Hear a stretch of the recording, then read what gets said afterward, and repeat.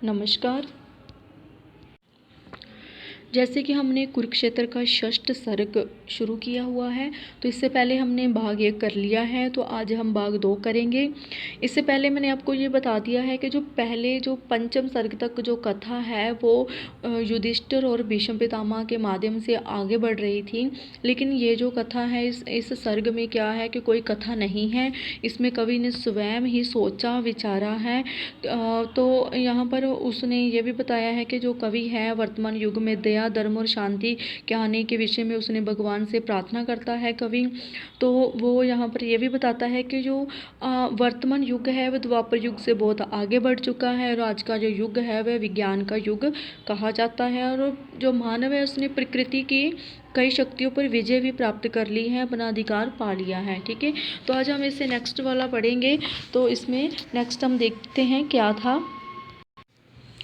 तो देखिए, किंतु है बढ़ता गया मस्तक ही निशेष, छूटकर पीछे गया है रह हृदय का देश, नर मनाता नित्य नूतन बुद्धि का त्योहार, प्राण में करते दुखी हो देवता चीत्कार।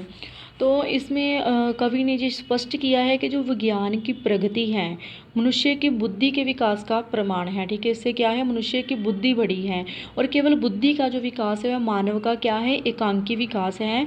तो वो बोल रहा है किंतु है बढ़ता गया मस्तक ही निशेष, निशेष अर्थात संपूर्ण, छूट कर पीछे गया रह हृदय का देश। तो कवि कहता है कि दुख की बात है कि मनुष्य की केवल बुद्धि का ही संपूर्ण रूप से विकास होता गया है तथा हृदय की जो भावनाएं हैं वह पीछे रह गई हैं। नर मनाता नित्य नूतन बुद्धि का त्योहार, प्राण में करते दुखी हो देवता चीत्कार। तो क्या बोलते हैं कि जो मनुष्य है वो नित्य नई वैज्ञानिक उपलब्धियों पर प्रसन्नता व्यक्त कर रहा है, किंतु उधर उसके हृदय में देवता के समान जो कोमल भावनाएं हैं वो रो रही हैं। तो यहाँ पर उसके कहने का भाव ये है कि वैज्ञानिक युग में हृदयगत भावनाओं को विकसित होने का अवसर ही नहीं मिल रहा है। तो सिर्फ और सिर्फ यहाँ पर क्या है, बुद्धि का विकास ही हो रहा है, हृदय की जो भावनाएं हैं उसका क्या है, उसको नेग्लेक्ट कर दिया गया है। देखिए, चाहिए उनको ना केवल ज्ञान, देवता है मांगते कुछ स्नेह कुछ बलिदान, मोम सी कोई मुलायम चीज़, ताप पाकर जो उठे मन में पसीज पसीज। तो बोलता है कि चाहिए उनको ना केवल ज्ञान। ठीक है, वो बोलता है कि मनुष्य के हृदय में जो बसने वाले देवता हैं, देवता अर्थात यहाँ पर देवता किसको कहा गया है, मनुष्य के जो हृदय की भावनाएं हैं, ठीक है, उसको यहाँ पर देवता बोला गया है कि उनको केवल ज्ञान, वो ज्ञान से ही संतुष्ट नहीं होते हैं, उन्हें तो प्रेम और बलिदान भी चाहिए। मोम सी कोई मुलायम चीज़, ताप पाकर जो उठे मन में पसीज पसीज, उन्हें मोम जैसा प्रेम का उपहार चाहिए जो दुख की आग में पिघल जाए। प्राण के जुलसे विपन में फूल कुछ सुकुमार, ज्ञान के मरु में कोमल भावना की धार, कि उन्हें तो जीवन के जले हुए वन में पवित्र भावनाओं के कुछ कोमल फूल चाहिए। वो चाहते हैं कि ज्ञान के रेगिस्तान में क्या है, मधुर भावों की नदी बहने लगे। चांदनी की रागनी कुछ बोर की मुस्कान, नींद में भूली हुई बहती नदी का ज्ञान। वो कहते हैं कि उन्हें चांदनी के गीत सी सरसता चाहिए, प्रातःकाल की मुस्कुराहट मधुरता चाहिए और स्वप्न में बहती हुई नदियों के संगीत जैसी आशाओं की प्रसन्नता चाहिए। रंग में गुलता हुआ खिलता कली का राज, पत्तियों पर गूंजती कुछ ओस की आवाज़, कि उन्हें तो खिलती हुई कली के रंगीन सौंदर्य का कोमल आकर्षण चाहिए, पत्तियों पर गूंजती हुई ओस की बूंदों की आवाज़ जैसी करुण कोयल की पुकार चाहिए। आंसुओं में दर्द की गलती हुई तस्वीर, फूल की रस में बसी भींगी हुई जंजीर। तो वो बोलता है कि उन्हें तो आंसुओं को देखकर दुख से व्याकुल मनुष्यता का हृदय चाहिए और सुगंधी तथा सरस फूलों की जंजीर जैसे भावों का मधुर बंधन चाहिए।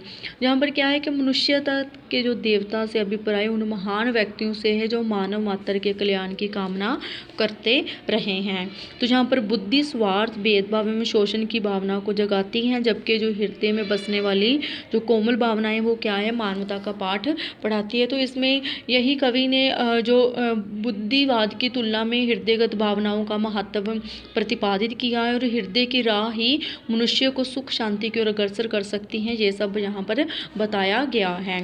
नेक्स्ट देखिए, धूम कोलाहल थकावट दूल के उस पार, शीत जल से पूर्ण कोई मंदगामी धार, वृक्ष के नीचे जहाँ मन को मिले विश्राम, आदमी काटे जहाँ कुछ छुट्टियाँ कुछ शाम, कर्म संकुल लोक जीवन में समय कुछ क्षीण हो, जहाँ पर बैठ नर कुछ पल स्वयं में लीन। तो यहाँ पर जो कवि है वो बोलता है कि धूम कोलाहल थकावट दूल के उस पार, तो वो बोलता है कि मनुष्यता के देव यह चाहते हैं कि इस धूम कोलाहल थकावट धूल के उस पार, शीत जल से पूर्ण कोई मंदगामी धार, कि इस जलन हलचल और कोलाहल के उस पार शीतल जल से भरी कोई धीरे धीरे बहने वाली भावना की नदी हो, जिसमें क्या है, जो मनुष्य है वो अपने दुख दर्द को भुला सके। वृक्ष के नीचे जहाँ मन को मिले विश्राम, कि जहाँ वृक्षों की माया में मन को शांति मिले, आदमी काटे जहाँ कुछ छुट्टियाँ कुछ शाम, और मनुष्य इस जीवन में अवकाश लेकर वहाँ अपना समय बिता सके जहाँ मनुष्य कार्यों से। नेक्स्ट आता है, कर्म संकुल लोक जीवन से समय कुछ क्षीण हो, जहाँ पर बैठ नर कुछ पल स्वयं में लीन। ठीक है, कर्म संकुल अर्थात काम में गिरे हुए, तो जहाँ मनुष्य कार्य में या काम में गिरे हुए जीवन में से कुछ क्षणों को लेकर कुछ देर तक आत्मचिंतन कर सकें, अपने व्यक्तिगत जीवन के विषय में सोच सके, हो जहाँ पर बैठ नर कुछ पल स्वयं में लीन, कि जिस प्रकार एकांत में फूल खिलते हैं उसी प्रकार वह भी अपने में व्यस्त रह सकें। तो जहाँ पर क्या है कि कवि ने मनुष्य के स्वतंत्र रूप से विचरण की कामना की है। ठीक है, जैसे आजकल क्या होता है, सभी के पास सभी यही कहते हैं कि हमारे पास टाइम नहीं है, टाइम नहीं है। ठीक है, अगर वो टाइम नहीं है तो किसके कारण नहीं है, सिर्फ बुद्धि के विचार के कारण। ठीक है, हमें अपने हृदय की भावनाओं को भी ध्यान में रखना चाहिए, और अपने लिए, ठीक है, कम से कम मनुष्य को अपने लिए भी टाइम यहाँ पर निकालना चाहिए। नेक्स्ट आता है, फूलों सा एकांत में उर खोलने के हेतु, शाम को दिन की कमाई तोलने के हेतु, ले चुकी सुख बाग समुचित से अधिक है दे, देवता है मांगते मन के लिए लघु गेहे। हाय रे मानव नियति के दास, हाय रे मनुपुत्र अपना आप ही उपहास। तो यहाँ पर है जो कवि ने मानवतावादी भावों से जो भाव है वो बताए हैं यहाँ पर, कि फूल सा एकांत में उर खोलने के हेतु, शाम को दिन की कमाई तोलने के हेतु, कि जिस प्रकार एकांत में फूल खिलते हैं उसी प्रकार मनुष्य भी एकांत में सुख शांति का अनुभव करते हुए अपने क्रियाकलापों का क्या है, मूल्यांकन करने में समर्थ हो सके। तो बोलता है कि शरीर तो आवश्यकता से अधिक सुख भोग चुका है, अर्थात विज्ञान ने हमारे शरीर के सुख के लिए अधिक साधन जुटा दिए हैं। ले चुकी सुख बाग समुचित से अधिक है दे, देवता है मांगते मन के लिए लघु गेह, कि मनुष्य के देवता अर्थात हृदय के लिए थोड़ा सा स्थान चाहिए ताकि मानवीय भावनाओं का विकास भी संभव हो सके।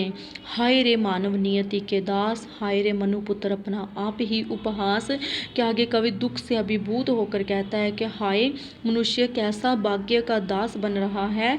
हाय मनु, संसार के आदि पुरुष थे ना मनु, वो बोले कि हाय मनु कि संतान तो स्वयं ही अपना मजाक बन गया है। तो यहाँ पर जो कवि का कहने का भाव ये है कि आज का जो जीवन है वह बौद्धिकता में निमग्न होकर हृदय की जो कोमल भावनाओं को है उसको भुला बैठा है। नेक्स्ट है, प्रकृति की प्रसन्नता को जीत, सिंधु से आकाश तक सबको किए भयभीत, सृष्टि को निज बुद्धि से करता हुआ परिमेय, चीरता परमाणु की सत्ता असीम अजय।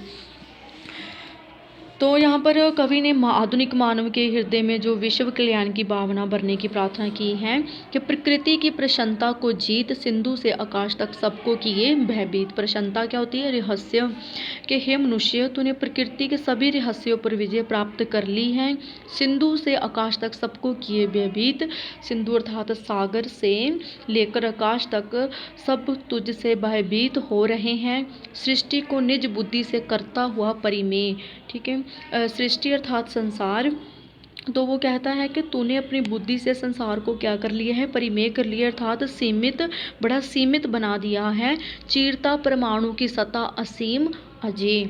ठीक है, तो वो बोल रहा है कि समय और स्थान की दूरी कुछ भी नहीं रही है, तूने अजय परमाणु की शक्ति को भी छीन लिया है। बुद्धि के पवमान में उड़ता हुआ असहाय, पवमान क्या होता है? वायु। ठीक है, असहाय अर्थात बेसहारा, किंतु बुद्धि की इस आंधी में बेबस होकर उड़ता हुआ कहाँ जा रहा है? तेरा क्या उद्देश्य है? लक्ष्य क्या, उद्देश्य क्या, क्या अर्थ? ये नहीं यदि ज्ञात तो विज्ञान का श्रम व्यर्थ। वो कहता है कि तू बेबस होकर उड़ता जा रहा है बुद्धि की आंधी में, तो तेरा उद्देश्य क्या है? तू क्या प्राप्त करना चाहता है? तेरा लक्ष्य क्या है? यदि तूने ये नहीं समझा, अगर तुम्हें ये मालूम नहीं है कि तेरा लक्ष्य क्या है, तो तेरी जो विज्ञान की इस साधना का सारा परिश्रम क्या है? बेकार है, व्यर्थ है। तो यहाँ पर क्या है, कवि विज्ञान साधन है, साध्य नहीं है, उसको साध्य मान लेने के कारण आज विश्व में क्या है? दुख, संताप और अशांति बढ़ गई है इन चीज़ों की ओर। इन चीज़ों के बारे में बता रहा है।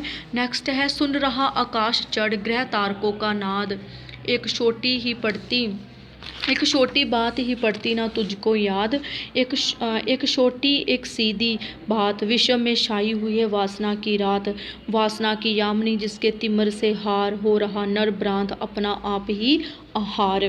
तो यहाँ पर जो कवि है वो मनुष्य को लक्ष्य कर कहता है, सुन रहा आकाश चढ़ ग्रह तारकों का नाद। तारक क्या होते हैं? सितारे। ठीक है, एक छोटी बात भी पड़ती ना तुझको याद, कि तू आकाश पर चढ़कर ग्रह नक्षत्रों तथा तारों की आवाज़ तो सुन रहा है, लेकिन अपने जीवन की एक छोटी सी बात भी तुम्हें याद नहीं आ रही है।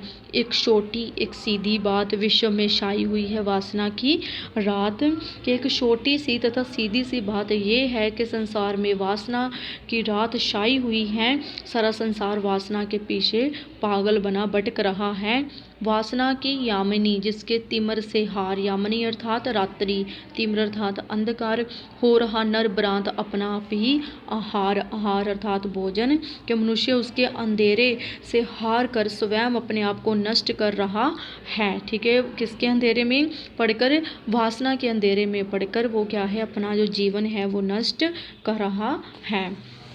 तो आज यहाँ तक ही ठीक है। हम नेक्स्ट जो है वो भाग 3 में करेंगे, नेक्स्ट वाला। तो थैंक यू।